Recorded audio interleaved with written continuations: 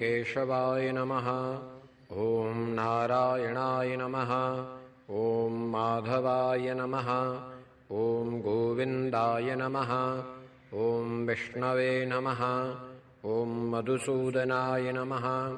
ॐ त्रिविक्रमाय नमः। ॐ वामनाय नमः। ॐ श्रीधराय नमः। ॐ ऋषिकेशाय नमः। ॐ पद्मनाभाय नमः। ॐ दामोदराय नमः। ॐ सङ्कर्षणाय नमः।